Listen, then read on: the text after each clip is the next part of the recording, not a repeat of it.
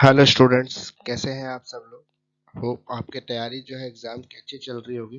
अब एग्ज़ाम जो है हमारे आ गए, एग्जामिनेशन फॉर्म भी हमारे आ चुके हैं।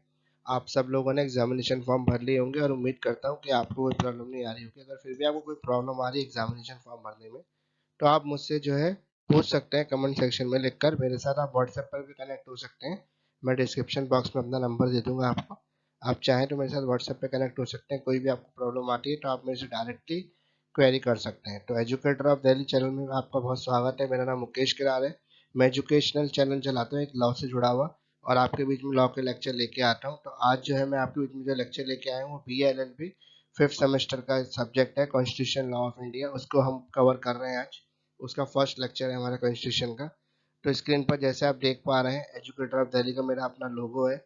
उसके साथ एक मैंने बैनर डाला हुआ है अपना, जो ऑनलाइन क्लासेस भी है मैं बच्चों के लिए चला रहा हूँ। काफ़ी हेल्पफुल क्लासेस हैं, आप चाहें तो इसको ज्वाइन कर सकते हैं। अभी रिसेंटली मैंने क्रैश कोर्स इंट्रोड्यूस किया है, क्योंकि एग्जाम अब आ गए हैं, ज़्यादा समय बचा नहीं है। तो सिलेबस मैं आपको क्रैश कोर्स के रूप में जल्दी जल्दी हर सब्जेक्ट का करा दूंगा। इसमें बहुत मिनिमम चार्ज मैंने आपके लिए रखा है, पर सब्जेक्ट 1000 रुपीज़। तो जो भी स्टूडेंट ज्वाइन करना चाहते हैं मुझसे व्हाट्सएप पे कनेक्ट हो सकते हैं। तो आइए शुरू करते हैं आज का video friends. BLLB fifth semester constitution law of India 1, यानी कि अभी कॉन्स्टिट्यूशन आधा आपके पास अभी है, आधा आपके पास आगे के सेमेस्टर्स में आएगा। तो अभी कॉन्स्टिट्यूशन लॉ जो हमारे पास है उसके बारे में हम पढ़ लेते हैं। पहला हम पढ़ रहे हैं टॉपिक जो आपकी स्क्रीन पर आप देख पा रहे हैं, salient features of Indian constitution. अब इंडियन कॉन्स्टिट्यूशन के साइलेंट फीचर्स क्या क्या है, इंडियन कॉन्स्टिट्यूशन हमें क्या देता है, या इंडियन कॉन्स्टिट्यूशन हमें क्या बता रहा है, या इंडियन कॉन्स्टिट्यूशन में किस तरह के राइट्स हैं हमारे जिनको प्रोटेक्ट किया गया है, और भी काफ़ी चीज़ें इंफॉर्मेशनल जानकारी है इंडियन कॉन्स्टिट्यूशन के बारे में। तो एक कॉन्स्टिट्यूशन अपने आप में पूरा जो इंडिया को समाये हुए है, इंडिया का जो हर लॉ है सब कुछ है वो कॉन्स्टिट्यूशन से निकलता है। जो गवर्नमेंट है वो कॉन्स्टिट्यूशन के अकॉर्डिंग चलती है। तो सब कुछ जो है वो कॉन्स्टिट्यूशन से जुड़ा हुआ है, कॉन्स्टिट्यूशन के अंदर ही है। तो कॉन्स्टिट्यूशन एक इंपॉर्टेंट सब्जेक्ट है, जनरल नॉलेज के लिए भी आपके लिए इंपॉर्टेंट है, और वैसे भी इंपॉर्टेंट है एग्जाम के पॉइंट ऑफ व्यू से भी। तो पहला जो टॉपिक इसके अंदर है वो है salient features of the Indian constitution. The constitution of India begins with the preamble. Constitution जो है प्रेम्बल के साथ, यानी कि एक प्रस्तावना के साथ शुरू होता है। और इस प्रस्तावना में जो है पूरे कॉन्स्टिट्यूशन का निचोड़ से बताया गया है कि जो भारत है वो किस तरह का एक देश है। The preamble contain the ideas, objective and the basic principle of the constitution. The salient features of the constitution have evolved directly and indirectly from these object which flows from the preamble। अगर हम salient features की बात करें constitution के, तो वो preamble से या तो डायरेक्टली जुड़े हुए हैं, इनडायरेक्टली प्रेम्बल में से ही निकलते हैं। तो प्रेम्बल एक बहुत ही इंपॉर्टेंट सब्जेक्ट है इंडियन कॉन्स्टिट्यूशन का। Our constitution has adopted the best feature of the most of the major constitution of the world as per the needs of the country. यानी कि हमारी कंट्री की नीड के अकॉर्डिंग हमने क्या किया है, बहुत सारे देशों के कॉन्स्टिट्यूशन का रिसर्च किया, उनको पढ़ा है, उसमें से फिर अपना इंडियन कॉन्स्टिट्यूशन बना है। तो इंडियन कॉन्स्टिट्यूशन की अगर हम बात करें तो वो सभी कॉन्स्टिट्यूशन का एक निचोड़ है। सभी कॉन्स्टिट्यूशन से लेकर एक ऐसा कॉन्स्टिट्यूशन बनाया है जिसमें सभी कॉन्स्टिट्यूशन की जो अच्छी बातें हैं, जो उनकी बेस्ट फीचर्स है, वो सारे इंक्लूड किए गए हैं। तो एक नहीं, काफी देशों के कॉन्स्टिट्यूशन में से इंडिया ने बोरो किए। This article lists the 18 major features of the Constitution and comparatively cover each of the features in the article। यानी कि 18 major features जो है वो कवर किए हैं इस आर्टिकल ने। इसमें ये आर्टिकल है क्या वैसे, through the border from almost country in the world, the Constitution of India has a several silent feature distinguish it from the Constitution of other countries। इसमें क्या किया है कि सारे कॉन्स्टिट्यूशन मिलकर एक ऐसा कॉन्स्टिट्यूशन बना दिया है जो बाकी कॉन्स्टिट्यूशन से इसको अलग करता है। तो इसमें कई ऐसे आर्टिकल्स हैं, 18 मेजर आर्टिकल है इंडियन कॉन्स्टिट्यूशन के अंदर, जो आपको काफ़ी कंपैरेटिव नॉलेज देते हैं, काफ़ी चीज़ों को कवर करते हैं। The silent feature of the constitution of India can be discuss as follow. पहला साइलेंट फीचर क्या है, written of the detail constitution है। मतलब वर्ल्ड के बाकी कॉन्स्टिट्यूशन की जगह इंडियन कॉन्स्टिट्यूशन जो है वो रिटर्न फॉर्म में है, और उसको चेंज करना इतना आसान नहीं है। और दूसरा क्या है, बिल्कुल डिटेल में लिखा गया हर चीज़ के बारे में, तो जिससे कोई भी कंफ्यूजन क्रिएट ना हो, किसी भी चीज़ का जो है डायरेक्ट पता लग सके कि वो कॉन्स्टिट्यूशन में क्या बोल रहा है और किस लिए कहा जा रहा है। तो constitution is fully return document which incorporated the constitution law of India. तो ये पूरा लिखा हुआ डॉक्यूमेंट है, और कॉन्स्टिट्यूशन लॉ ऑफ इंडिया के बारे में डिटेल समरी के बारे में डिटेल आपको बताता है। It was fully debated and duly enacted by the constitution assembly of India. यानी कि ये जो पूरा है वो डिबेट किया, कॉन्स्टिट्यूशन असेंबली जो बनी थी उस असेंबली ने एक टॉपिक पे काफी रिसर्च किए, रिसर्च करने के बाद ये कॉन्स्टिट्यूशन बनाया। It took the assembly 2 year 11 month and 18 days. Total time period जो इसको लगा था बनाने में वो 2 साल 11 महीने 18 दिन लगे थे कॉन्स्टिट्यूशन ऑफ इंडिया को फ्रेम करने के लिए। Indian constitution is a very detail constitution, ये तो काफी डिटेल कॉन्स्टिट्यूशन है, जो डिटेल में लिखा गया, हर चीज को विस्तार से इसलिए लिखा गया है ताकि किसी तरह की कोई कंफ्यूजन ना हो, सारा जो व्यूज है वो क्लियर रहे कॉन्स्टिट्यूशन ऑफ इंडिया में। It consist of the 395 article divided into 22 parts and 12 schedules and 94 constitution amendments. तो इसमें टोटल जो है 395 आर्टिकल्स हैं। उसके अलावा ये जो आर्टिकल्स है 22 पार्ट में डिवाइडेड है और 12 शेड्यूल है इसके अंदर। 94 जो है कॉन्स्टिट्यूशन अमेंडमेंट आज तक हो चुके हैं। It is a constitution of both the centre and the state and the union, Indian union, यानी कि इसमें जो है सभी के बारे में लिखा हुआ है कॉन्स्टिट्यूशन में, स्टेट गवर्नमेंट के बारे में कि वो कैसे रन करेगी, तो कैसे चलाया जाएगा, सेंट्रल गवर्नमेंट किस तरह से काम करेगी। It are indeed much bigger than US constitution which has only 7 articles and the French constitution with 89 article, यानी कि ये काफी बड़ा कॉन्स्टिट्यूशन है। जैसे अगर हम अमेरिकन कॉन्स्टिट्यूशन की बात करें तो यूएस के कॉन्स्टिट्यूशन में सिर्फ 7 आर्टिकल्स हैं और वो रिटर्न फॉर्म में कम से कम लिखा गया है। और फ्रेंच के कॉन्स्टिट्यूशन की बात करें तो उसमें 89 आर्टिकल है। दोनों से बड़ा एक कॉन्स्टिट्यूशन जो है वो इंडियन कॉन्स्टिट्यूशन है और ये काफी लेंथी कॉन्स्टिट्यूशन है। अब दूसरा पॉइंट है इसका, सेल्फ मेड और इलेक्टेड कॉन्स्टिट्यूशन। कॉन्स्टिट्यूशन जो इंडिया है, इंडिया कॉन्स्टिट्यूशन है वो सेल्फ मेड है और इनेक्टेड है, यानी कि अपने आप कॉन्स्टिट्यूशन जो है हर चीज के बारे में आपको निर्णय देता है। कॉन्स्टिट्यूशन जो है अपने आप हर चीजों के बारे में जानकारी रखता है और जो है सोल्यूशन प्रोवाइड कराता है आपको। Indian constitution is the constitution made by the people of India acting through their duly elected representative body, यानी कि इसके अंदर बताया गया है कि जो भी काम है जो आप करना चाहते हैं, जनता करना चाहती है, वो उनके जो इलेक्टेड रिप्रेजेंटेटिव है वो इस काम को करेंगे। अब इलेक्टेड रिप्रेजेंटेटिव कौन होते हैं? फॉर एग्जाम्पल हम चुनाव में वोट देते हैं, जैसे अभी दिल्ली में चुनाव आने वाले हैं, गुजरात में चुनाव आने वाले हैं, हिमाचल में चुनाव आने वाले हैं, तो यहाँ पर क्या होगा, स्टेट गवर्नमेंट चुनी जाएंगी। दिल्ली में एमसीडी की सरकार चुनी जाएगी, जो निगम की गवर्नमेंट जिसको कहते हैं third level of the government, वो उसका इलेक्शन होगा। गुजरात के अंदर जो है स्टेट गवर्नमेंट का इलेक्शन है, हिमाचल के अंदर जो है स्टेट गवर्नमेंट का इलेक्शन है। तो यहाँ पे पब्लिक वोट करेगी, वोट करके अपना एमएलए चुनेगी, अपना काउंसलर चुनेगी। तो जो वो काउंसलर होगा या वो एमएलए होगा वो उस गवर्नमेंट के अंदर हमारा रोल प्ले करेगा, हमारी जगह जो डिसीजन लेगा। यानी कि अगर हमने अपना रिप्रेजेंटेटिव चुन के भेजा तो हमने पूरा भरोसा जताया है और वही रिप्रेजेंटेटिव जो है आके आगे जाके हमें रिप्रेजेंट करेगा, हमारी जगह डिसीजन लेगा, गवर्नमेंट के अंदर पार्टिसिपेट करेगा। The constituent assembly was organised in the December 1946।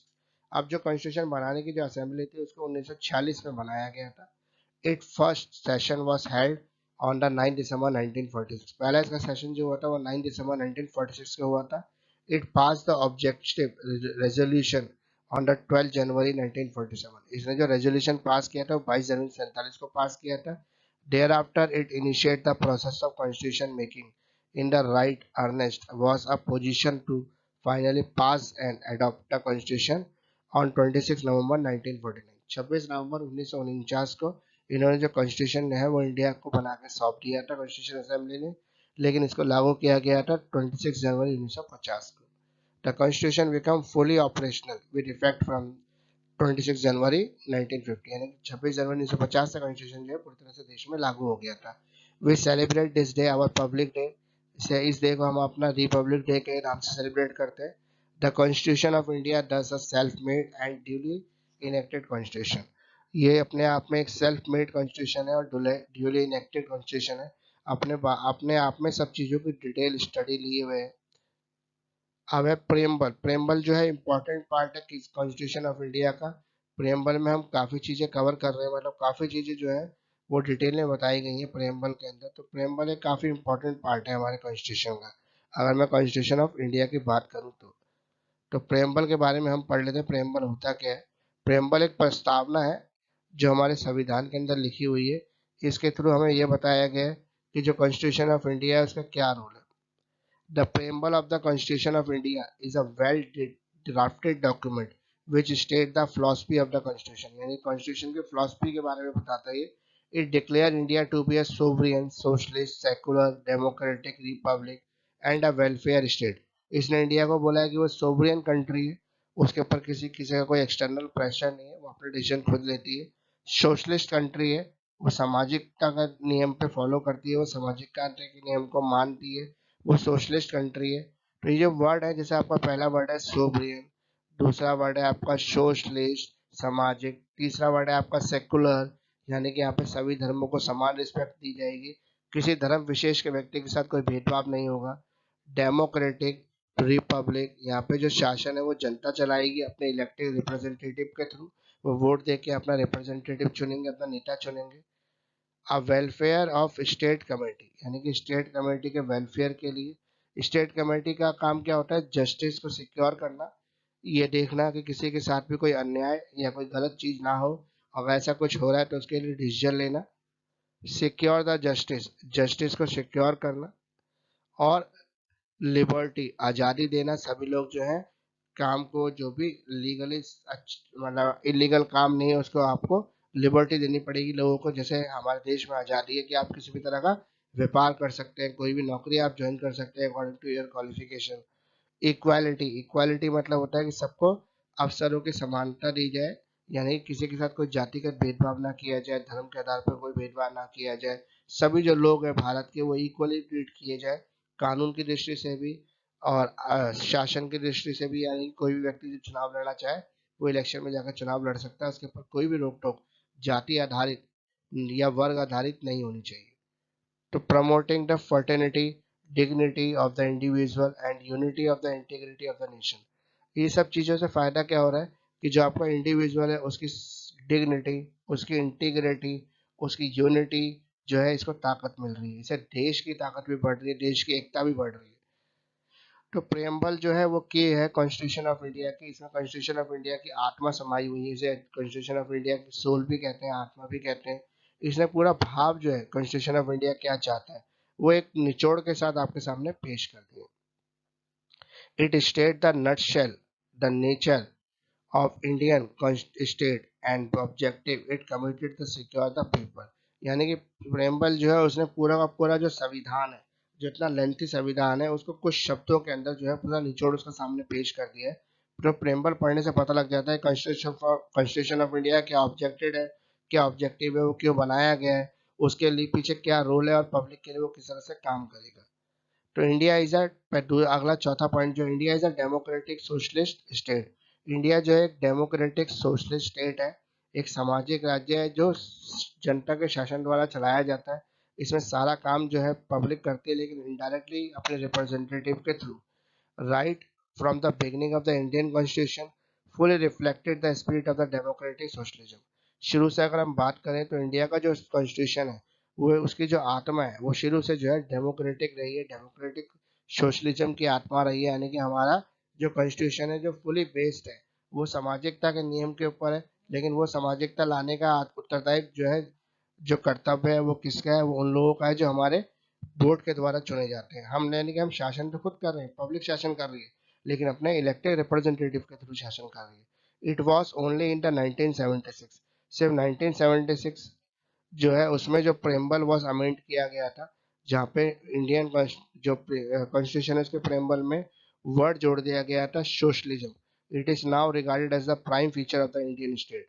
और सोशलिज्म जो है आज वो इंडिया का प्राइम फीचर बन गया, यानी कि इंडिया जो है सोशलिस्ट कंट्री है जो सामाजिकता के न्याय पर विश्वास करती है, सामाजिकता के नियम पर चलती है। India is a committed a secure social, economic and the political justice of the entire people by ending all the forms of exploitation and securing the equitable distribution of the income, resources and the wealth। यानी कि India की जो country है वो secure करती है लोगों के सामाजिकता के अधिकार को, उसके आर्थिक अधिकार को, उनके राजनीतिक अधिकार को, और इसको सिक्योर करने के बाद उनको वो बचाती है, किस चीज़ से बचाती है, एक्सप्लॉयटेशन से। उनका कोई भी शोषण नहीं कर सकता, उनका जो इक्वल डिस्ट्रीब्यूशन का राइट है उसको प्रोटेक्ट करती है, इनकम जो है वो इक्वल डिस्ट्रीब्यूट है इंडिया के अंदर, रिसोर्सेज जो है, वेल्थ जो है वो सब इक्वली सबके लिए इक्वल अपॉर्चुनिटीज हैं सारे काम को करने के लिए, किसी के साथ कोई भी जातिगत या वर्ग आधारित कोई भेदभाव नहीं है। This is to secure by the peaceful constitution and the democratic mean. शांतिपूर्वक अगर हम बात करें तो शांतिपूर्ण और न्याय व्यवस्था में विश्वास करता है इंडियन कॉन्स्टिट्यूशन, और साथ में डेमोक्रेसी जो है इसकी आत्मा है। India is a secular state, India जो है एक सेकुलर स्टेट है। India give the special status to no religion, यानी कि इंडिया ने बताया है कि वो किसी भी धार्मिक धर्म के आधार पर देश की घोषणा नहीं करते। हमारे हमारे देश को हिंदू राष्ट्र नहीं कहते, मुस्लिम राष्ट्र नहीं कहते, जैसे पाकिस्तान को इस्लामिक कंट्री कहते हैं, ऐसा इंडिया के ऊपर कोई भी टैग नहीं। इंडिया जो है सेकुलर है, सभी धर्मों की इक्वल यहाँ पर रिस्पेक्ट होती है। There is a no such thing as a state religion of the India, यानी कि यहाँ पर धर्म के आधार पर कोई भी भेदभाव नहीं किया जा सकता, ना करने की कोई आज्ञा है, कानूनन ऐसा करना अलाउड नहीं है। This make it different from the theoretic state like the Islamic republic of the Pakistan. Pakistan का जो नाम है वो इस्लामिक रिपब्लिक है, वो एक इस्लामिक कंट्री है। इसके अलावा और भी बहुत सारी इस्लामिक कंट्री है वर्ल्ड के अंदर। Further Indian secularism guaranteed the equal freedom to all religion, यानी कि इंडिया के अंदर जो सभी धर्म है उन सभी धर्मों को जो है इक्वल फ्रीडम दी गई है। The constitution grant the right to the religion freedom to all the citizen, यानी कि कॉन्स्टिट्यूशन ने जो है ग्रांट किया है, जो राइट दिया है वो सारे रिलीजन को राइट दिया हुआ है फ्रीडम का, यानी कि सभी धर्मों की यहाँ पे समान तरह की आज़ादी प्राप्त है, आप चाहे किसी भी धर्म को फॉलो कर सकते हैं। छठा पॉइंट है India is a democratic state. India जो है एक डेमोक्रेटिक स्टेट है। Constitution of India provides for a democratic system, the authority of the government reset upon the sovereignty of the people enjoy the equal political right. On the basis of this right, the people freely participate in the process of the politics.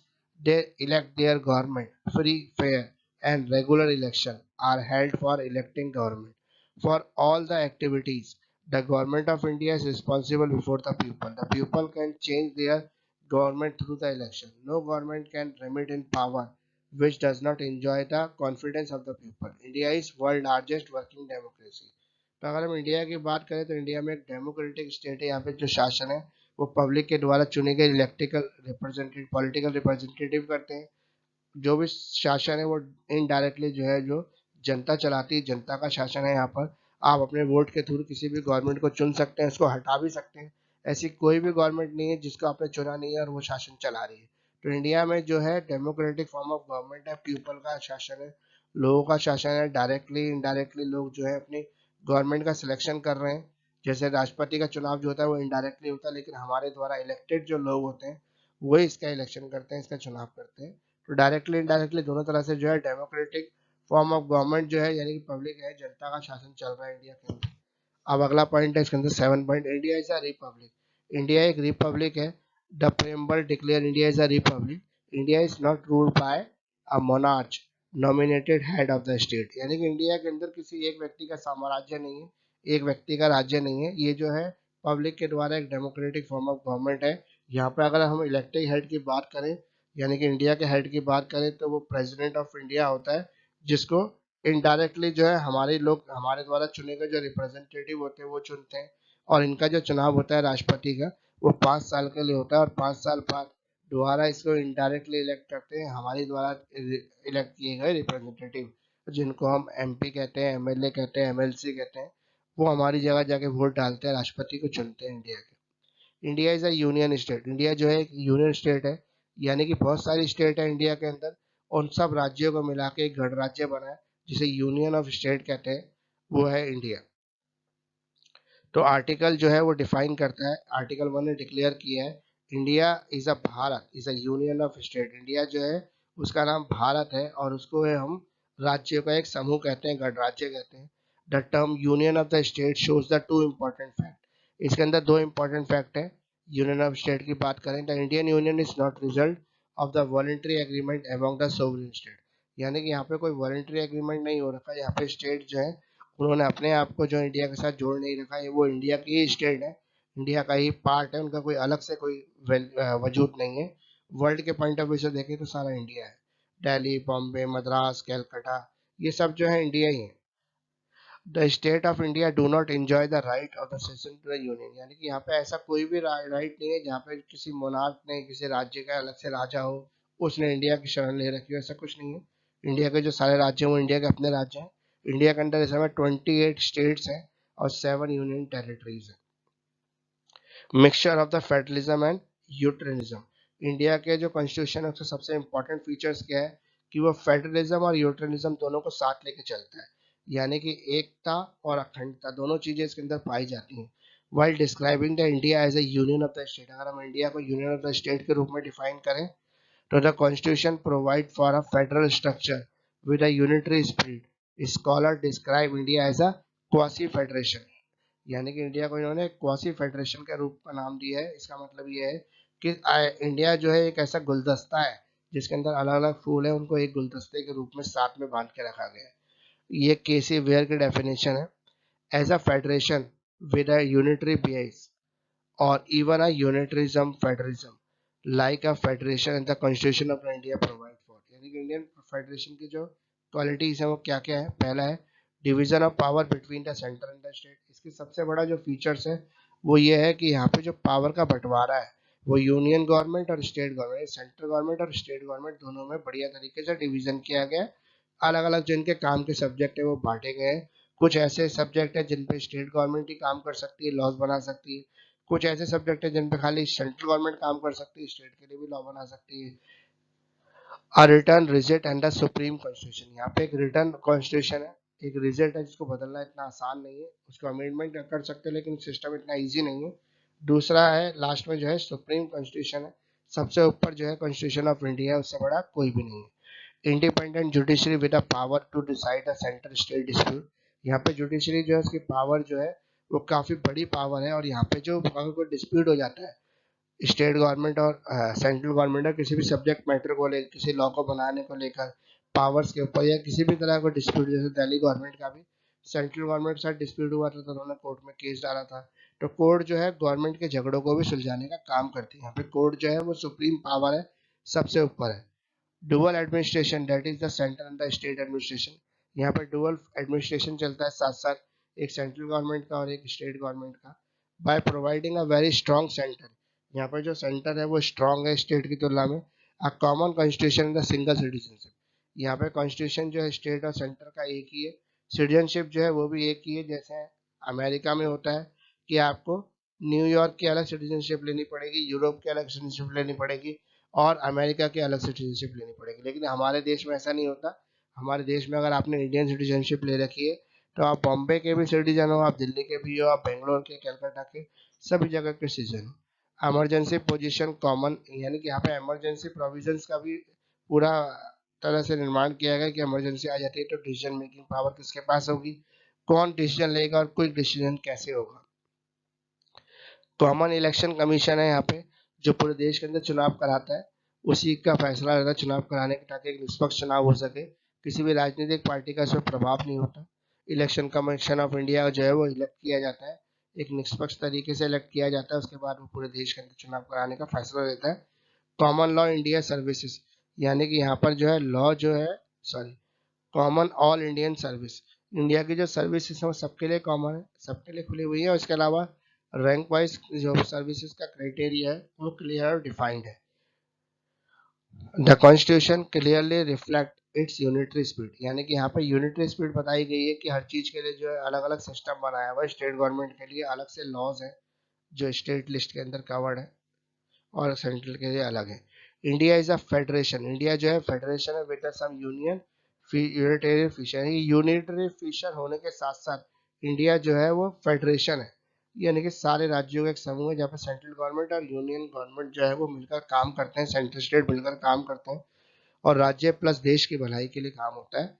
The mixture of the federalism unitarism has done keeping in the view both the pluralistic nature of the society and the presence of the religious regional diversity, as well as due to the need of the securing unity and integrity of the union, यानी कि union की integrity और security उसकी unity बनाए रखने का जो जिम्मेदारी है वो कॉन्स्टिट्यूशन ऑफ इंडिया के ऊपर ही है। अब इसके 10th पॉइंट की अगर हम बात करें तो mixture of the rigidity and the flexibility, Indian constitution जो है वो रिजिड भी है, इसके इसको बदलना है, इसको चेंज करना इतना आसान नहीं है, लेकिन साथ में इसके अंदर फ्लेक्सिबिलिटी भी है। अगर आप चाहें तो इसके अंदर अमेंडमेंट कर सकते हैं, अभी तक 94 अमेंडमेंट हो चुके हैं इंडियन कॉन्स्टिट्यूशन में, जो अलग अलग गवर्नमेंट ने किए हैं। अकॉर्डिंग टू कंडीशन के ऊपर डिपेंड करते हैं जो अमेंडमेंट होते हैं, उस समय अगर कंडीशन कुछ ऐसी है कि अमेंडमेंट करना कंपलसरी है, कॉन्स्टिट्यूशन ऑफ इंडिया जो है वो समय के साथ साथ जो है उतना असरदार नहीं हो पा रहा है, तो उसको उतना असरदार बनाए रखने के लिए उसके अंदर अमेंडमेंट किए जाता है। लेकिन अमेंडमेंट करने का एक सर्टेन तरीका है, एक फिक्स रूल है, उसी एक नियम है जिसके अनुसार आप उसको चेंज कर सकते हैं। The constitution of India is a rigid is rigid in the part some of its provisions can be amended in a difficult way while the other can be amended very easily। यानी कि यहाँ पे कुछ part ऐसे हैं जिनको difficulty के साथ अमेंडमेंट किया जा सकता है, कुछ पार्ट ऐसे हैं जिनको इजीली अमेंड किया जा सकता है। In some cases the union parliament can amend some parts of the constitution, यानी कि यूनियन पार्लियामेंट जो है कुछ पार्ट को जो है वो अमेंड कर सकती है bye passing a simple law, एक सिंपल लॉ को पास करके। Article 368 of the constitution provides for the two special methods of the amendment. यहाँ पे अमेंडमेंट के जो है दो स्पेशल मेथड्स बताए गए हैं, तो दोनों मेथड हम एक बार पढ़ लेते हैं, स्टडी कर लेते हैं। Most of the provision of the constitution can be amended by the union parliament by passing an amendment bill by a majority of the total membership of two-third majority of the member present and voting in the each of the two houses। यानी कि दोनों houses जो है राज्यसभा और लोकसभा दोनों के अंदर to third member जो है उनको उनको वोट करना पड़ेगा। अगर टू थर्ड मेंबर किसी भी प्रपोजल को सपोर्ट कर देते हैं तो वो अमेंडमेंट के लिए इंडियन कॉन्स्टिट्यूशन में चला जाएगा। अगला यहाँ पे for the amendment of the some specified part, अगर हम किसी स्पेसिफिक पार्ट की बात करें जिसको जो रिजिट है, इसको इसको चेंज करना इतना आसान नहीं है, लेकिन फिर भी इसको चेंज कर सकते हैं, ऐसी पॉसिबिलिटी छोड़िए कॉन्स्टिट्यूशन असेंबली में। Under it first the union parliament pass the amendment bill, सबसे पहले यूनियन पार्लियामेंट को जो है अमेंडमेंट बिल पास करना पड़ेगा। इसमें जो मेजोरिटी रहेगी मेंबर की वो टू थर्ड मेजोरिटी रहेगी, जितने भी मेंबर प्रेजेंट हैं उस समय जिस समय वोटिंग हो रही है हाउस के अंदर। And then it goes to the state legislation for the rectification, बाद में ये स्टेट लेजिस्लेशन के पास जाएगा रेक्टिफिकेशन के लिए, चेंजेस के लिए। Amendment get pass only when it approved by not less than one half of the several state of the union, यानी कि मान लो कि 28 स्टेट है हमारे इंडिया के अंदर और 7 यूनियन टेरिटरीज है, तो जितने 28 स्टेट है सभी सभी को ये अलग अलग पास करना पड़ेगा। अगर ये सभी के अंदर पास होके आ जाता है जो विधानसभाएं अलग अलग राज्य की, उसके बाद जो है इसको चेंज किया जा सकता है, उससे पहले इसको चेंज करना पॉसिबल नहीं। यानी कि कुछ ऐसे पार्ट्स हैं जो रिजेक्ट है चेंज करना, लेकिन उनको भी चेंज कर सकते हैं, लेकिन उसके पीछे नियम ये है कि सारी स्टेट्स को उसके लिए पहले मेजोरिटी ऑफ पावर से रूल बिल पास करना पड़ेगा विधानसभा में, और जब वो 28 स्टेट और 7 यूनियन टेरिटरी से पास होगा तब वो एक अमेंडमेंट जो है कॉन्स्टिट्यूशन में आएगा, फिर लोकसभा उसके ऊपर एक्शन लेगी। The constitution of India is partly rigid and partly flexible, इसलिए कहा गया है कॉन्स्टिट्यूशन ऑफ इंडिया जो है पार्टली रिजिड है और पार्टली फ्लेक्सिबल है। अब अगला हम पॉइंट बात करें तो 11 पॉइंट है फंडामेंटल राइट। फंडामेंटल राइट एक यूनिक फीचर्स है इंडियन कॉन्स्टिट्यूशन का जो लोगों को नागरिकों को जो शक्तियां प्रोवाइड करता है।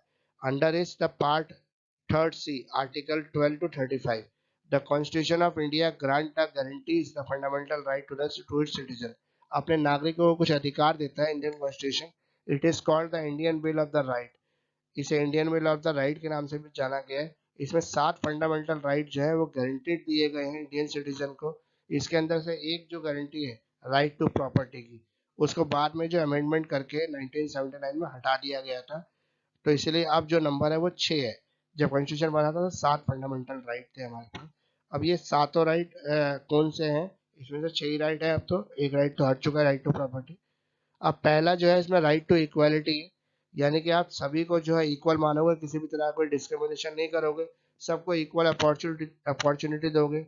Abolition of the touchability, India के अंदर छुआछूत का जो है विरोध किया जाता है, छुआछूत नहीं करोगे आप किसी भी तरह का। एबोलिशन ऑफ द टाइटल, किसी भी तरह का टाइटल देना अलाउड नहीं है इंडिया के अंदर। टाइटल्स कौन से होते हैं, जैसे पहले जो ब्रिटिशर्स थे वो किसी को राय बहादुर बना देते थे, किसी को नवाब बना देते थे, किसी सूबेदार का टाइटल दे देते थे, उससे वो एक डिस्क्रिमिनेशन की भावना पैदा करते थे कि भाई साहब आप राय बहादुर बन गए तो आप बाकी लोगों से अलग हो, उस पर एक अलग ही तरह की चौड़ आ जाती है, अकड़ आ जाती थी। लेकिन अब ऐसा कुछ भी नहीं होता, इन सबको एबॉलिश कर दिया इंडियन कॉन्स्टिट्यूशन ने कि ये बेकार की चीज़ें, अब जो टाइटल मिलते हैं वो आपको आपको मिलते हैं पद्म विभूषण और इस तरह के जो अवार्ड्स मिलते हैं इंडियन गवर्नमेंट से, वो ये अलाउड है। राइट टू फ्रीडम, अगर हम फ्रीडम की बात करें तो फ्रीडम जो है इंडिया के जो गवर्नमेंट है उसने सबको फ्रीडम दे रहा है कि आप किसी भी तरह का रोजगार कर सकते हो, देश के किसी भी हिस्से में आप मूव कर सकते हो, आप कहीं पर भी अपना घर बना के रह सकते हो। अब तो जम्मू एंड कश्मीर से भी 370 जो धारा हट गई है, आर्टिकल 370 जब हटा दिया तो वहाँ पर भी ऑल ओवर इंडिया से लोग जाके रह सकते हैं, जमीन खरीद सकते हैं, अपना कोई काम धंधा शुरू कर सकते हैं। It incorporates the 6 fundamental freedom, freedom के अंदर 6 फंडामेंटल फ्रीडम्स हैं जो बताई गई हैं। पहला फ्रीडम है ऑफ स्पीच है, आपको कुछ भी कहने का अधिकार है, लेकिन कुछ ऐसा कहने का अधिकार नहीं है जहाँ पे आप गवर्नमेंट की पॉलिसीज को क्रिटिसाइज करो, गवर्नमेंट को क्रिटिसाइज करो, अपने देश की अखंडता को प्रभावित करो, यूनियन ऑफ द इंडिया जो यूनिटी ऑफ द इंडिया है उसको आप कहीं इफेक्ट करते हो तो वो सब अलाउड नहीं है आपके पास। इसके अलावा कोई भी स्पीच और एक्सप्रेशन करना आपको अलाउड है जिससे किसी और का नुकसान ना हो और आपकी बात हो जाए। Freedom to form the association, आप किसी भी तरह का संगठन बना सकते हो, कोई भी एनजीओ आप खोल सकते हो, कोई भी आपका जो मुद्दा है, कोई भी धार्मिक संस्था आप बना सकते हो, इसकी पूरी फ्रीडम है आपके ऊपर। Freedom to assemble peacefully without harm, आप कहीं भी शांतिपूर्वक इकट्ठा होने का आपको अधिकार है, लेकिन बिना हथियारों के आप इकट्ठा हो सकते हैं। Freedom to move freely in the India, आप पूरे भारत में जो है फ्रीली कहीं भी घूम सकते हैं, इसका आपके पास अधिकार है। Freedom of the residence in any part, आप किसी भी इंडिया के किसी भी पार्ट में जो अपना घर बना के रह सकते हैं, इसकी आपको पूरी आज्ञा है, पूरी इजाजत है। Freedom of adopting any profession और द ट्रेड ऑफ ऑक्यूपेशन, आप किसी भी तरह का व्यापार कर सकते हैं, किसी भी तरह की जॉब कर सकते हैं, आपको अलाउड है करना। It ensures the personal freedom and protection in respect of the convention of the certain offences, कई सारे जो ऑफेंसेज है उसके अंदर जो फ्रीडम है उसकी डेफिनेशन दी गई है, प्रोटेक्शन किया गया, बताया गया है कि फ्रीडम आपको कितनी अलाउड है। ऐसा नहीं है कि आपको फ्रीडम दे दिया और आपकी जाकर किसी को गोली मार दी, किसी की पिटाई कर दी, तो ऐसी फ्रीडम नहीं है। फ्रीडम भी है लेकिन सर्टेन रिस्पॉन्सिबिलिटीज के साथ है। The Constitution lays down that the freedom of the life and liberty cannot be limited or detained except in accordance with the procedure established by the law, यानी कि जो लाइफ है वो आपकी पूरी तरह से आज़ाद है, आपके ऊपर किसी का कोई रोक टोक नहीं है, लेकिन साथ में जो कॉन्स्टिट्यूशन ऑफ इंडिया है वो ये बताता है आपको कि आपकी जो लिबर्टी है, आपकी जो आज़ादी है, उस पर कुछ सर्टेन रिस्ट्रिक्शन है। वो इसलिए है ताकि आप दूसरे की आज़ादी को डिस्टर्ब ना करो, नुकसान ना पहुंचाओ। अगर हम राइट टू एजुकेशन की बात करें तो जो बच्चे हैं 6 से 14 साल तक के, उनको पढ़ने का पूरा अधिकार है। कॉन्स्टिट्यूशन ऑफ इंडिया ने कहा है कि बच्चों को एजुकेशन का अधिकार है, और अगर कोई भी पेरेंट्स या कोई भी ऐसी जो लोग हैं जो किसी भी बच्चे को एजुकेशन लेने से रोकते हैं तो उनको सजा भी हो सकती है इंडिया के अंदर, उनके खिलाफ एक्शन भी लिया जा सकता है। 22 आर्टिकल 22 है वो गारंटेड करता है protection against the arbitrary arrest and detention, बिना किसी सबूत के, बिना किसी बात के अगर किसी को अरेस्टिंग की जाती है, डिटेंशन किया जाता है, उसको रोक के रखा जाता है, तो इसको भी हम फ्रीडम ऑफ एक्सप्रेशन के अगेंस्ट कहेंगे। यहाँ पे भी प्रोटेक्शन देता है Indian constitution. Right against the exploitation, सबसे बड़ा जो राइट है वो राइट अगेंस्ट द एक्सप्लॉयटेशन है। अगर कोई भी आपको एक्सप्लॉयट कर रहा है किसी भी तरीके से, जो आपको परेशान कर रहा है, आपको आपको खरीद फरोख्त करवा रहा है, आपको बंधुआ मजदूर बनवा रहा है, तो उसके अगेंस्ट रोक लगाता है कॉन्स्टिट्यूशन ऑफ इंडिया। इंडिया का लॉ है, ये परमिट नहीं करता, तो ये फंडामेंटल राइट है। ये प्रोहिबिट करता है cell purchase of the human being, आप ह्यूमन बींग की सेल परचेज नहीं कर सकते। पहले जमाने में क्या होता था कि खुलेआम जो मेला लगाकर जो होता था वो बंधुआ मजदूरों को बेचा जाता था, और आपने एक बार किसी व्यक्ति को खरीद लिया, किसी भी आदमी औरत को खरीद लिया, तो पूरी जिंदगी के लिए वो आपका नौकर बन जाता था। तो ऐसा अब अलाउड नहीं है इंडिया के अंदर। जो फोर्स लेबर होती है जैसे भीख मंगवाना मार पीट कर, वो सब अलाउड नहीं है इंडिया के अंदर। एम्प्लॉयमेंट ऑफ द चिल्ड्रन, बच्चों से कोई भी काम कराना, फैक्ट्रीज के अंदर काम कराना, कोई जॉब कराना, वो सब अलाउड नहीं है इंडिया के अंदर। अब right to freedom of religion, किसी भी धर्म को मानने का जो है इंडियन कॉन्स्टिट्यूशन आपको पूरा अधिकार देता है। Freedom of consequences religion worship, किसी भी धर्म को मानने का, अपने कल्चर को फॉलो करने का, अपने रीति रिवाज के अकॉर्डिंग पूजा करने का सब अधिकार है आपको इंडिया के अंदर। Any person can any follow any religion, कोई व्यक्ति किसी भी रिलीजन को अपना सकता है। ये जरूरी नहीं है कि अगर उसका धर्म हिंदू धर्म में हुआ है तो वो हिंदू धर्म को ही फॉलो करे, वो चाहे तो उसको मुस्लिम धर्म पसंद है तो वो इस्लाम को अपना सकता है।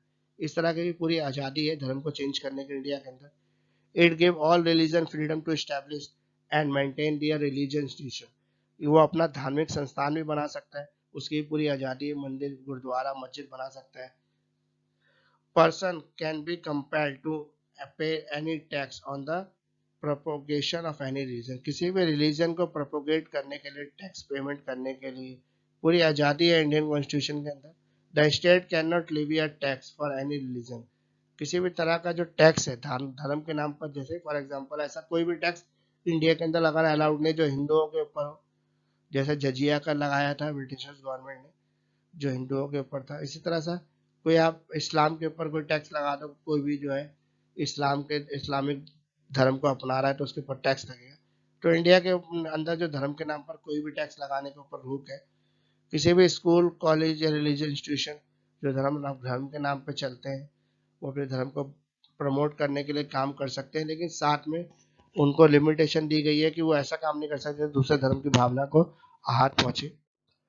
कल्चरल एंड एजुकेशनल राइट, अगर हम कल्चरल एजुकेशनल राइट की बात करें तो 14 साल तक के बच्चे को एजुकेशन का राइट दिया हुआ इंडिया के अंदर। अगर कोई भी पेरेंट जो है वो अगर रोकते हैं बच्चे को पढ़ने से तो उसके खिलाफ एक्शन लिया जा सकता है। Under the category of the constitution guaranteed the right of the minorities to maintain the and develop the language and the culture. कई बहुत सारे स्कूल्स जो होते हैं जो माइनॉरिटीज के स्कूल चलते हैं, जैसे क्रिश्चियन स्कूल चलते हैं बहुत सारे इंडिया के अंदर।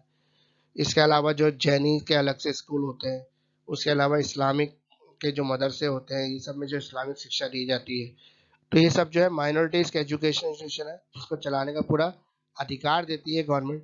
लेकिन साथ में इसके ऊपर रिस्ट्रिक्शन है कि आप किसी और धर्म के खिलाफ कोई प्रचार नहीं करोगे। आप जो है अपने धर्म के प्रचार कर सकते हो, उसके रिचुअल्स को फॉलो करना सिखा सकते हो, लेकिन आप कोई ऐसा काम नहीं करोगे जिससे जो है हमारी जो सामाजिक एकता है, अखंडता है, उसका उसको प्रभाव पड़े।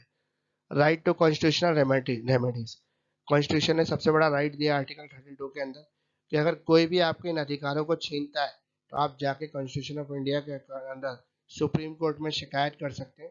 और सुप्रीम कोर्ट इसके लिए अपॉइंट किया गया है कि वो आपके राइट्स को द्वारा लागू करवाएगा। फॉर एग्जाम्पल आपका right to freedom of speech and expression है, आप किसी ने आपके आपके फ्रीडम ऑफ स्पीच और एक्सप्रेशन को रोक दिया, वो आपको बोलने नहीं दे रहा, चाहे वो स्टेट गवर्नमेंट ही क्यों ना हो, तो आप उसके अगेंस्ट जो है सुप्रीम कोर्ट ऑफ इंडिया में अपील कर सकते हैं कि जी मेरा फंडामेंटल राइट है बोलने का और ये मुझे इस राइट से रोका जा रहा है। The fundamental right is the soul to entire the bill of right. सारे बिल्स जो है जितने भी राइट है उन सबकी आत्मा है ये, इसके बिना सभी बिल बेकार है। It provide for the enforcement and protection of the fundamental right of the court. यहाँ पे प्रोटेक्शन की जा रही है फंडामेंटल राइट्स की। It empowers the Supreme Court and High Court to issue the writs for the enforcement of this right। अगर हम इस राइट्स की बात करें तो सुप्रीम कोर्ट ने एनफोर्समेंट इस राइट को लागू करने से रोकने के लिए बहुत सारे काम किए हुए। National human right commission and state human right commission protection of the human right. हमारे देश के अंदर दो ह्यूमन राइट कमीशन चलती हैं, एक स्टेट गवर्नमेंट की, एक नेशनल गवर्नमेंट की, यानी कि सेंट्रल गवर्नमेंट की। इन दोनों का काम क्या है कि मानव के जो बेसिक अधिकार है, जीने का जो अधिकार है उसकी रक्षा करना, उसको बना के रखना, with a view to protect the human right of the all people, the protection of the right of the human right 1993। 1993 में ये पास किया गया था यूनियन पार्लियामेंट के अंदर। इसके अंदर जो है नेशनल ह्यूमन राइट कमीशन बना। It headquarter it headed by the former chief justice of India. इसका जो हेड होता है वो फॉर्मर चीफ जस्टिस होता है इंडिया का। It act as a independent commission with the status of the civil code. यहाँ पे जो कमीशन है वो इंडिपेंडेंट होता है। It works preventing the violation of the human right of the people. कोई भी पीपल का ह्यूमन राइट वायलेट हो रहा है तो उसके अगेंस्ट ये काम करता है, आपके ह्यूमन राइट्स का दोबारा से आपको दिलाता है। It cases to provide the violation of the human right. कहीं पर भी ह्यूमन राइट का वायलेशन हो रहा था उसके अगेंस्ट जो है काम करता है। ह्यूमन राइट कमीशन जो है वो कंपनसेशन भी ग्रांट करता है उन विक्टिम को जिनके अगेंस्ट कुछ ह्यूमन राइट के वायलेशन का काम हुआ है। कई स्टेट जो है वो ह्यूमन राइट कमीशन के अंदर जो है स्टेट ह्यूमन राइट कमीशन का निर्माण किया हुआ है। Also working for the protection of the human right, ये भी ह्यूमन राइट के प्रोटेक्शन पे काम कर रहे हैं। India fully committed to protection of the human right in the world. संसार के अंदर जो है इंडिया की तरफ से मैसेज है कि इंडिया के अंदर सभी जो ह्यूमन राइट्स है उनके प्रोटेक्शन के लिए काम किया जाएगा, किसी के भी ह्यूमन राइट का हनन नहीं होगा। Fundamental duties of the citizen in its part 6(4)(a)। अगर हम पार्ट 4(a) की बात करें आर्टिकल 51 के अंदर, जो कॉन्स्टिट्यूशन ने डिस्क्राइब किया है फंडामेंटल ड्यूटीज भी हैं कुछ सिटीजन्स की। जो राइट अगर दिए आपको और बिना ड्यूटी से अगर राइट दे देंगे तो आप राइट का गलत मिसयूज करोगे, क्योंकि अगर आपको पावर दे दी और साथ में उस पावर के ऊपर रिस्ट्रिक्शन नहीं लगाई, रोक नहीं लगाई, तो मिसयूज ऑफ पावर होगा ही होगा। तो इसलिए ड्यूटीज भी जरूरी है। जो ड्यूटीज है उनमें क्या क्या है? रिस्पेक्ट फॉर द कॉन्स्टिट्यूशन, कि आप अपने कॉन्स्टिट्यूशन की रिस्पेक्ट करोगे, आप अपने नेशनल फ्लैग की रिस्पेक्ट करोगे, आप अपने नेशनल एंथम की रिस्पेक्ट करोगे। Cherish the noble ideas of the freedom struggle. जो भी हमारा फ्रीडम स्ट्रगल रहा है, हमारे जो फ्रीडम फाइटर्स रहे हैं, उनको आप सम्मान दोगे। Uphold the protect the sovereignty unity and integrity of India. आप जो है इंडिया की प्रोटेक्ट यूनिटी सोवेरेनिटी की रक्षा के लिए काम करेंगे। ऐसा कोई भी काम नहीं करेंगे जिससे इंडिया की यूनिटी और इंटीग्रिटी प्रभावित होती है। Defend the country and render the national service when called, यानी कि यहाँ पे आप क्या कर रहे हो, जो भी नेशनल सर्विस है उसको आप कॉल्ड कर रहे हो, राष्ट्रीय सर्विस को, उसके अंदर आपका देश भावना की बात आती है कि आप जो भी काम करोगे देश के लिए करोगे और देश सर्वोपरि रहेगा। Promote the common brotherhood all subject of the India, renounce any practice derogatory of the dignity of the woman, यानी कि आप महिला का सम्मान करोगे, आप जो है आपसी भाईचारे की भावना को बनाए रखोगे, ऐसा कोई भी काम नहीं करोगे जो महिलाओं के विरुद्ध हो, और भाईचारे की भावना की शांति को भंग करने का कोई भी काम करना अलाउड नहीं है। Preserve the rich heritage of the Nations composite culture, यानी कि आप जो भारत का कल्चर है, इतना वर्स्ट कल्चर है, इतना अच्छा कल्चर है, उसके प्रोटेक्शन के लिए आप काम करोगे, उसको प्रिजर्व करने के लिए आप काम करेंगे। Project the national environment have the compensation for the living creature, यानी कि आपका जो प्रोजेक्ट होगा वो नेचुरल एनवायरनमेंट के अगेंस्ट नहीं होगा, आप कोई भी ऐसा काम नहीं करेंगे जिससे जो नेचुरल एनवायरनमेंट है उसको नुकसान पहुंचे, प्रकृति का हनन हो। Develop the scientific temper humanism and the spirit of the inquiry and reform, यानी कि आप जो है इंडिया की जो स्पिरिट है, आत्मा जो है वो क्या है, इंडिया की जो आत्मा है वो मानवता है, और मानवता के अगेंस्ट आप कोई भी काम नहीं करोगे। Safeguard the public property and observe the violence, आप जो है वायलेंस नहीं करोगे, पब्लिक प्रॉपर्टी जो है उसको सेव करोगे, ऐसा नहीं होगा कि आप पब्लिक प्रॉपर्टी को नुकसान पहुंचाओगे। Strive for excellence in all individual and the collective activity, यानी कि अगर हम कलेक्टिव एक्टिविटी की बात करें तो इंडिविजुअल जो है वो समाज में रहकर सामाजिकता के नियम का पालन करेंगे, कोई भी ऐसा काम नहीं करेंगे जिससे जो है समाज को नुकसान पहुंचे। Duty of the partner to send their children to the school for getting education, इसके अलावा जो भी इंडियन कॉन्स्टिट्यूशन में रहने वाले लोग हैं जिन्हें पार्टनर का नाम दिया गया, यानी कि जो भी उसके साथ इंडियन कॉन्स्टिट्यूशन जिनके ऊपर लागू हो रहा है, वो अपने बच्चों को पढ़ने के लिए जरूर भेजेंगे। ये बच्चों का भी फंडामेंटल राइट है जो एजुकेशन है, तो फंडामेंटल ड्यूटीज भी है बड़ों की कि वो उनको स्कूल जाने से रोकेंगे नहीं, लेकिन फिर भी अगर वो ऐसा करते हैं, रोकते हैं, तो वहाँ पे सुप्रीम कोर्ट में आप केस डाल सकते हो बच्चे की एजुकेशन के लिए। अपना एजुकेशन राइट जो है वो चिल्ड्रन जो है, बच्चा जो है मांग सकता है अपने पेरेंट्स से। अगला पॉइंट है इसका 14 पॉइंट आ गया, directive principle of the state. Directive principle of state जब बनाया गया था तो भीमराव अम्बेडकर जी ने एक बहुत बड़ी बात कही थी कि डायरेक्टिव प्रिंसिपल जो है किसी भी स्टेट के लिए हम कंपलसरी नहीं कर रहे, लागू करना कंपलसरी नहीं है, फिर भी इसके कई ऐसे फीचर्स है जो हमने बता दिए जो स्टेट गवर्नमेंट ऑटोमेटिकली इसको लागू करेगी ही करेगी। अगर वो लागू नहीं करती तो उसी का नुकसान है, क्योंकि अगर किसी भी गवर्नमेंट को दोबारा से री इलेक्ट होना है, दोबारा से आना है, तो उसको इन डायरेक्टिव प्रिंसिपल्स को फॉलो करना ही पड़ेगा। तो ये है क्या, ये पार्ट 4 के अंदर बताए गए constitution dealing with the directive principle of the state policy. इसमें बताया गया, क्या बताया गया, मोस्ट स्ट्राइकिंग फीचर्स है इंडियन कॉन्स्टिट्यूशन का, directive principle are instructed to the state for securing the socio economic development objective through its project, these are to be implemented both the union and the state government, यानी कि union government और state government मिलकर काम करती हैं इस subject के ऊपर, और दोनों मिलकर पब्लिक के वेलफेयर के लिए पॉलिसीज बनाती हैं। these are to be implemented by the union government and the state government. For example, directive principle direct the state to ensure the pupil adequate means to of livelihood, fair, fairer distribution of the wealth, equal pay and equal work, protection of the children, women labor, youth, old age pension, social security, local self-government, protection of the interest of the weaker section of the society, promotion of the cottage industry, rural development, international peace, friendship, cooperation with the other state, aim, यानी कि यहाँ पे क्या क्या चीजें directive principle जिनके ऊपर बात कर रहा है, तो पहली है कि आपको सबको लिए जीवन में जरूरी क्या है, आपका खाना जरूरी है, तो आपको जीवन को जीने के लिए जो जरूरी चीज है, जो आपके लाइवलीहुड है, उनको देने का काम स्टेट गवर्नमेंट सेंट्रल गवर्नमेंट दोनों का है। इसके अलावा फेयर डिस्ट्रीब्यूशन करना चाहिए, आय का सबके बीच में इक्वल बंटवारा हो, ऐसा ना हो कुछ लोगों के पास पैसा ज्यादा जमा हो जाए और कुछ लोगों के पास बिल्कुल भी पैसा ना हो। इसके अलावा equal pay for equal work, सबको समान काम के लिए समान वेतन मिलेगा, उसके अंदर कोई भी डिस्क्रिमिनेशन नहीं होगा, ना धर्म के नाम पर ना जेंडर के नाम पर, यानी कि आदमी औरत को भी समान ही पैसे मिलेंगे। चिल्ड्रंस के राइट्स को, वुमेन्स के राइट्स को, लेबर के राइट्स को, यूथ के राइट्स को प्रोटेक्ट करने का काम भी स्टेट गवर्नमेंट और यूनियन गवर्नमेंट दोनों का है। ओल्ड एज पेंशन देना, सोशल सिक्योरिटी देना लोकल सेल्फ गवर्नमेंट का काम है, उसको प्रोटेक्ट करना, उसके इंटरेस्ट को। वीकर सोसाइटी जो है उनके लिए रूल्स और रेगुलेशन बनाना, प्रमोशन देना कॉटेज इंडस्ट्रीज को, rural development of international peace, friendship, cooperation, ये सारे काम है। और ये सारी चीजें जो है डायरेक्टिव प्रिंसिपल के अंदर लिखी गई हैं। The aim of the part of the four is to secure the strengthen socio economic democracy of India, यानी कि इंडिया की सोशल डेमोक्रेसी को प्रोटेक्ट करने का काम करता है। अब है by cameral union parliament. By cameral union parliament क्या है? यहाँ पर जो गवर्नमेंट है वो दो लेवल पे गवर्नमेंट एक साथ चलती है, जहाँ पे स्टेट गवर्नमेंट भी रन कर रही है और सेंट्रल गवर्नमेंट भी रन कर रही है। और दोनों गवर्नमेंट जो अलग अलग पार्टी की भी हो सकती है, ऐसा जरूरी नहीं है कि एक ही पार्टी की दोनों स्टेट में और सेंटर में गवर्नमेंट हो। The Constitution provide for the bicameral legislature at the union level and the name it as a union parliament, and the two houses are Lok Sabha and the Rajya Sabha. The Lok Sabha is the lower popular directly elected house of the parliament.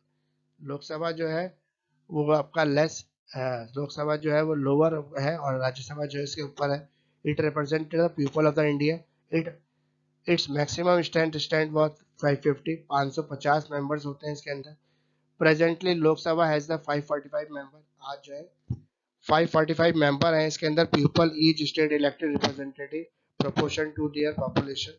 जितनी भी population है अपने state की उसके behalf पर जो है आपको राज्यसभा का अधिकार मिलता है। और वो अधिकार किनको मिलता है? उस स्टेट के एमएलएस को मिलता है, जो एक पर्टिकुलर नंबर फिगर जो है वो चुनकर भेज सकते हैं। Orissa has 21 seats out of which some seats were reserve for the people belonging to SC and ST. Orissa की जो है सीटें जो है 21 हैं और उसमें से कुछ सीटें जो एस सी के लिए रिजर्व है, उसमें एस सी का ही मेंबर आ सकता है। Member of Lok Sabha are directly elected by the people of India. इस एक तो राज्यसभा का बता दिया मैंने आपको, जो इनडायरेक्टली इलेक्ट किए जाते हैं एमएलएस के द्वारा। और जो दूसरा है लोकसभा, उसमें एमपी को इलेक्ट किया जाता है, ये डायरेक्टली लोग चुनते हैं अपने वोट से। जैसे मोदी जी की सरकार को लोगों ने चुना था। और अभी जो लास्ट चुनाव हुए हैं मोदी सरकार के, वो 2020 में 19 में हुए थे और अब 2024 में चुनाव होंगे। जो जो भी व्यक्ति हैं, चाहे वो औरत है या वो आदमी है, जो 18 साल से ज्यादा की एज रखते हैं, उनको वोट देने का पूरा अधिकार है। वो वोट देके अपने इलेक्टेड रिप्रेजेंटेटिव को 5 साल के लिए चुन सकते हैं। 5 साल बाद दोबारा से इलेक्शन होते हैं इंडिया के अंदर। इंडिया की जो टर्म है लोकसभा का वो 5 साल का रहता है। But the president acting under the advice of the prime minister can dissolve it early. लेकिन जो प्राइम मिनिस्टर है उसकी सलाह से अगर प्रेसिडेंट ऑफ इंडिया चाहे तो जल्दी भी 5 साल से पहले भी सरकार को गिरा सकता है। लेकिन उसके पास कुछ सीरियस एलिगेशंस होने चाहिए, या सरकार जो है वो मेजोरिटी में ना हो, मेजोरिटी को पूरा ना कर पा रही हो, तो ऐसा काम किया जा सकता है। लेकिन इसके लिए जो है स्टेप लेता है प्रेसिडेंट, लेकिन उसकी एडवाइस जो होती है वो किसकी एडवाइस होती है?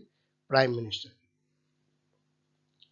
आगे अगर हम बात करें तो लोकसभा में जो है सभी लोग वोट देते हैं। इसके अलावा जो भी 25 साल या उससे ज़्यादा की एज रखता है वो उस चुनाव को लड़ सकता है। उसके बाद पूरी फ्रीडम है चुनाव को लड़ने की। जो टेन्योर है 5 साल का रहता है। प्रेसिडेंट जो है वो प्राइम मिनिस्टर की एडवाइस पर जिसको जल्दी भी खत्म कर सकता है। राज्यसभा जो अपर हाउस है indirectly elected the second house of the parliament, यानी कि राज्यसभा जो है वो लोगों द्वारा चुना जाता है। लोग अपने वोट से इसको चुनते हैं और लोगों के पास पूरा वोटिंग राइट रहता है इसको चुनने के लिए। Each member has a tenure of the 6 year. Rajya Sabha का जो मेंबर होता है उसका जो टेन्योर होता है वो 6 साल का होता है। और ये इसका जो काम होता है वो दोनों जो राज्यसभा और लोकसभा मिलकर किसी भी देश का कानून बनाते हैं, नियम बनाते हैं। उड़ीसा के पास 10 सीट है राज्यसभा की ऑफ टू हाउसेस, दोनों हाउसेस के अंदर ऑफ द पार्लियामेंट अंदर। Lok Sabha is the more powerful, Lok Sabha ज्यादा पावरफुल है। In alone has the financial power, financial bill जो पास होता है वो लोकसभा में पास होता है। Union council of the minister is collectively responsible before the Lok Sabha. Lok Sabha के लिए जो रिस्पॉन्सिबल होते हैं वो यूनियन मिनिस्टर्स होते हैं। यूनियन काउंसिल होती है जिसका हेड जो होता है वो प्राइम मिनिस्टर होता है, प्रधानमंत्री होता है। However the Rajya Sabha neither a powerless of the British House of the Lords and not the Lok Sabha is powerful for the British House of Commons. यानी कि जो राज्यसभा है वो ब्रिटिश हाउस की तरह बिल्कुल लेस इम्पोर्टेंट नहीं है। जैसे यहाँ पे जो ब्रिटेन के अंदर जो आपका ब्रिटिश हाउस ऑफ लॉर्ड्स होता है उसके पास पावर नहीं होती बिल्कुल भी। और ना ही वो इतना मजबूत है। लोकसभा जो है वो दूसरा जो सेकंड है वो लोकसभा है, वो ना इतना मजबूत है जैसे ब्रिटिश हाउस ऑफ कॉमन्स जो है ब्रिटेन में मजबूत है।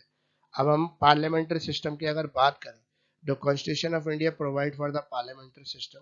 ये पार्लियामेंट्री सिस्टम गवर्नमेंट प्रोवाइड करता है जहाँ पर central as well as the state union, अभी दोनों गवर्नमेंट साथ साथ काम करती हैं, सेंट्रल भी और स्टेट भी। प्रेसिडेंट ऑफ इंडिया जो होता है वो कॉन्स्टिट्यूशन का हेड होता है, लेकिन नॉर्मली जो होता है सारी पावर जो होती है वो प्राइम मिनिस्टर के पास होती है। The union council of minister का जो हेड होता है वो प्राइम मिनिस्टर होता है, और जो रियल एग्जीक्यूटिव होता है, जो सरकार हकीकत में चला रहा होता है, वो यही बंदा होता है जिसे हम क्या कहते हैं, prime minister. Minister are essentially the member of the union parliament for all policies and decision. The council minister is collectively responsible before the lok sabha। प्रधानमंत्री के साथ मिलकर जो उसकी काउंसिल ऑफ मिनिस्टर्स होती है वो डिसीजन लेती है, आपकी जो कोर कमेटी होती है मिनिस्टर्स की, किसी भी पॉलिसीज के लिए वही रिस्पॉन्सिबल होती है।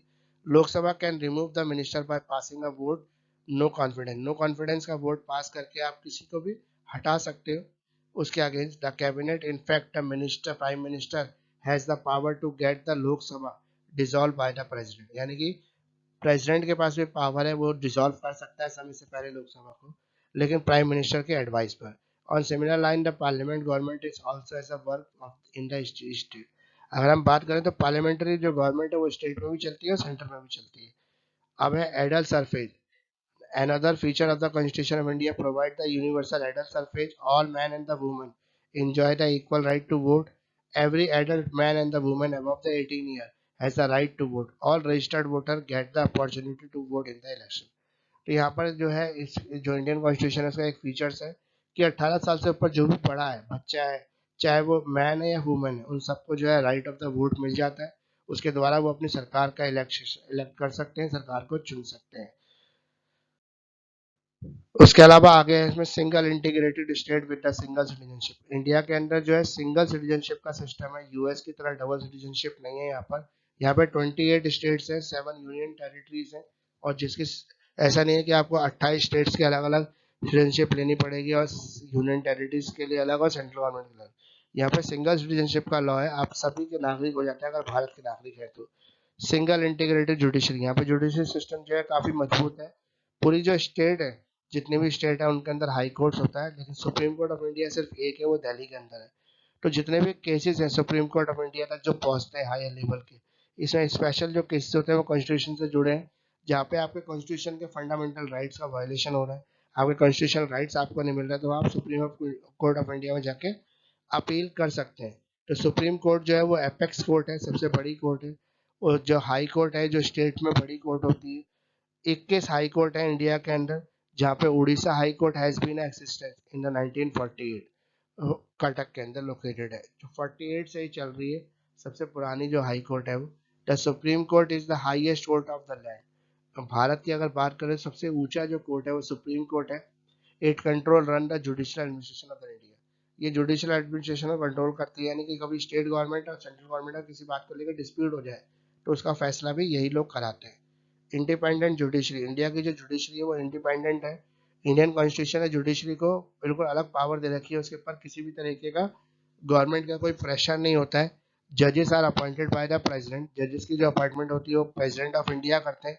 Only person with the high level qualification experience are appointed as the जजेस, यानी कि जो भी लोग हैं जो हाई लेवल क्वालिफिकेशन रखते हैं, एक्सपीरियंस रखते हैं, वो उसको जजेस बनाया जाता है। जजेस of the supreme court can not be remove from the office accept through an extremely difficult process of implement, यानी कि अगर हम बात करें तो चीफ जस्टिस ऑफ इंडिया को हटाने का कोई भी नियम नहीं है इंडिया के अंदर, लेकिन फिर भी इनके कभी हटाना पड़े तो एक सिस्टम है उनको हटाने का, लेकिन काफी डिफिकल्ट है इसको फॉलो करना।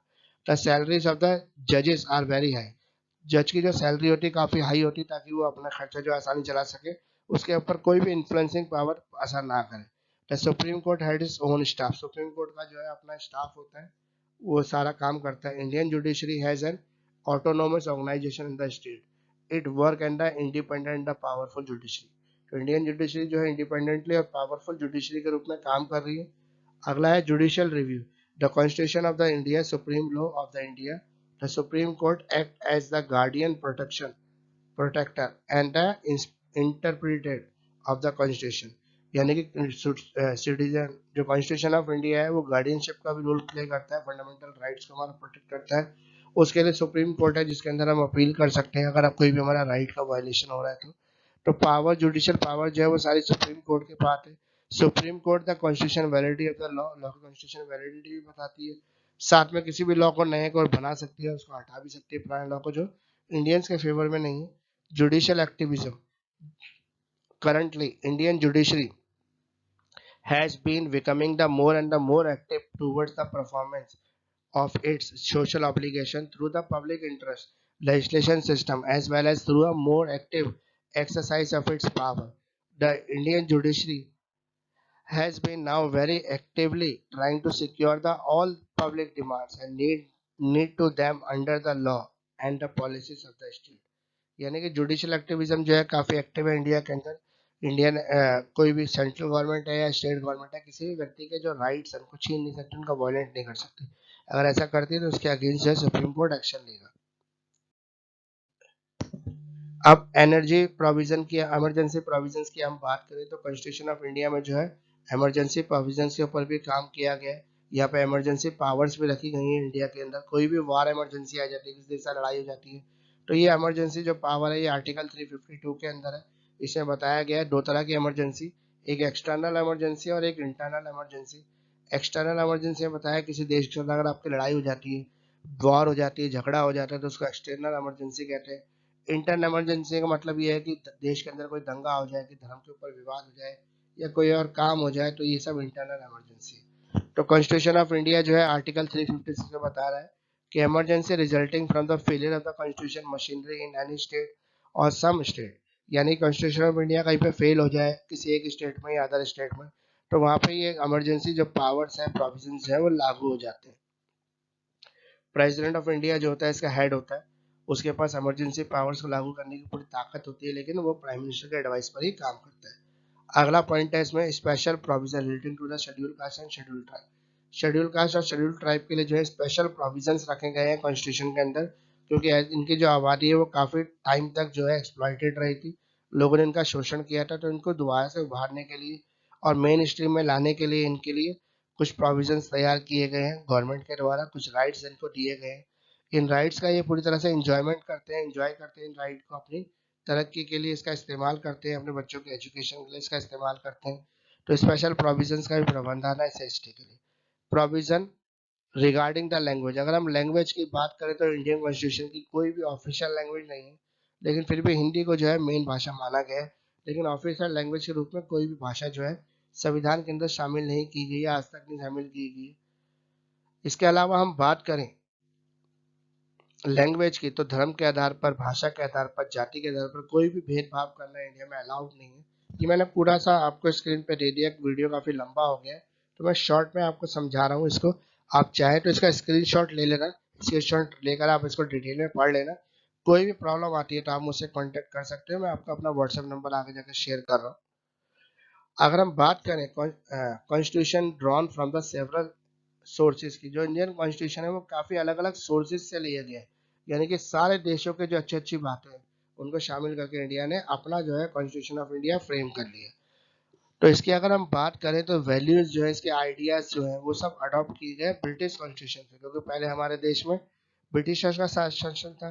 तो 60 से 70% जो कॉन्स्टिट्यूशन है हमारा आज भी ब्रिटिशर्स का एज इट इज हम फॉलो कर रहे हैं। उसके अंदर हमने कुछ नेसेसरी चेंजेस कर लिए छोटे मोटे जो हमारे लिए जरूरत थे, जो इंडियन के सैलेंडर में जरूरी थे। इसके अलावा जो यूएस का कॉन्स्टिट्यूशन है, यूएसएसआर का कॉन्स्टिट्यूशन है, और भी जर्मनी का जैसे कॉन्स्टिट्यूशन है, कनाडा का है, ऑस्ट्रेलिया का है, आयरलैंड का है। आयरलैंड के संविधान से हमारे देश में जो है फंडामेंटल राइट्स और फंडामेंटल ड्यूटीज आई हैं।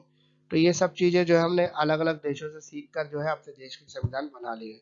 तो स्क्रीनशॉट आप ले लेना इसका, आपको पूरे नोट्स मैंने स्क्रीन पर स्लाइड्स के रूप में दिए हैं ताकि आपको ज़रा दिक्कत ना हो। और आगे बढ़ते हैं। अब जो हमारा वीडियो है वो इसके साथ कंप्लीट हो जाता है। कॉन्स्टिट्यूशन ऑफ इंडिया का जो मेन पार्ट है वो मैं आपको कंप्लीट कर दिया। ये समझ लीजिए कि इस मेन पार्ट के अंदर जो हमारा पूरा कॉन्स्टिट्यूशन ऑफ इंडिया है वो कवर्ड है। कॉन्स्टिट्यूशन ऑफ इंडिया से जुड़ी हुई अधिकतर चीज़ें मैंने आपको कवर कर दी हैं, ऑलमोस्ट सिलेबस जो है मैंने कंप्लीट ही कर दिया है आपके लिए। तो अभी आप स्क्रीन पर जैसे देख पा रहे हैं कि बीएलएलबी 5th सेमेस्टर जो है ऑल सब्जेक्ट का हमारे पास पीडीएफ अवेलेबल है। किसी को भी पीडीएफ चाहिए अफोर्डेबल रेट पर तो वो हमसे ले सकता है। हमारी लाइव क्लासेस भी चल रही हैं 5th सेमेस्टर की, 3rd सेमेस्टर की, तो 1st सेमेस्टर की भी। आप चाहें तो उन क्लासेस को भी ज्वाइन कर सकते हैं। अभी हमारा क्रैश कोर्स भी अभी जैसे मैंने वीडियो के शुरू में आपको बताया था, क्रैश कोर्स भी हमारा इसी साल लॉन्च हो गया है, और आप चाहें तो क्रैश कोर्स को भी कर सकते हैं, वो भी काफ़ी बेनिफिशियल रहेगा आपके लिए। तो जो हम बात करें एक मंथली अफोर्डेबल प्राइस पर हम जो एजुकेशन दे रहे हैं वो काफ़ी अच्छी और पकड़ है हमारी, और मैं चाहता हूँ कि देश के अंदर जो है अधिक से अधिक लॉ ग्रेजुएट पैदा हो, लोगों को लॉ की नॉलेज रहे। आप एडवोकेसी करें ना करें आगे जाकर, लेकिन लॉ की नॉलेज आपको होनी चाहिए, क्योंकि अगर आप लीगली साउंड है तो कोई भी आपका शोषण नहीं कर सकता। ये मेरा व्हाट्सएप नंबर है 9811948855। आप मुझे अपनी कोई भी क्वेरी जो है व्हाट्सएप कर सकते हैं। ये मेरा फेसबुक पेज है एजुकेटर ऑफ दिल्ली, आप इसको भी ज्वाइन कर सकते हैं। ये मेरा ईमेल आईडी है, कोई भी अगर प्रॉब्लम है तो आप मुझे ईमेल भी कर सकते हैं kral29.mukesh@gmail.com। इसके अलावा मेरा इंस्टाग्राम आईडी है @educator _ दिल्ली। इसको भी आप फॉलो कर सकते हैं, मुझे इंस्टाग्राम पर फॉलो कीजिए, कमेंट कीजिए, क्योंकि आपके कमेंट ही हमें मोटिवेट करते हैं वीडियोस बनाने के लिए, और हम नई नई वीडियो आपके बीच में लेके आए। सब्सक्राइब जरूर कर लें, बेल आइकन को भी दबा दें जिन लोगों ने अभी तक सब्सक्राइब नहीं किया, वीडियो देखते हैं। बहुत सारे ऐसे लोग हैं जिनके व्यूज़ मेरे पास आते हैं, लेकिन साथ में जो है गूगल जो है ये भी बता देता है, यूट्यूब ये भी बता देता है कि कितने ऐसे लोग हैं जिन्होंने आपको सब्सक्राइब नहीं किया, सिर्फ पढ़ के आपको वीडियो का बेनिफिट लेके निकल लिए। तो ऐसा बिल्कुल ना करें। वीडियो का अगर आपको बेनिफिशियल लग रहा है, अच्छा लग रहा है, तो मेरे को सब्सक्राइब करें, मेरे बेल आइकन को भी प्रेस करें, कमेंट से लिख कर आप मुझसे कुछ भी पूछ सकते हैं। मैं हमेशा से आपकी मदद करने के लिए रेडी रहता हूँ। कई बार ऐसा हो सकता है कि मुझे कोई पर्सनल काम हो और मैं बिजी हो गया, आपको कमेंट का जवाब ना दे पाया, लेकिन लेट भी जवाब दूंगा, जरूर दूंगा आपको कमेंट का। तो फ्रेंड्स, आज का वीडियो कंप्लीट कर रहे हैं, 1 घंटे का वीडियो हो गया, इसमें कंप्लीट कॉन्स्टिट्यूशन जो है मैंने कवर कर दिया है आपके लिए। तो थैंक यू फ्रेंड्स, इतना समय देने के लिए, मेरे साथ जुड़े रहिए, इतना प्यार देते रहिए। एजुकेटर ऑफ दिल्ली आपके साथ हमेशा रहेगा, आगे भी रहा है, पीछे भी रहा है, आगे भी रहेगा, आपका पूरा साथ देगा। Thank you once again. आज का वीडियो यहीं पे कंप्लीट है हमारा।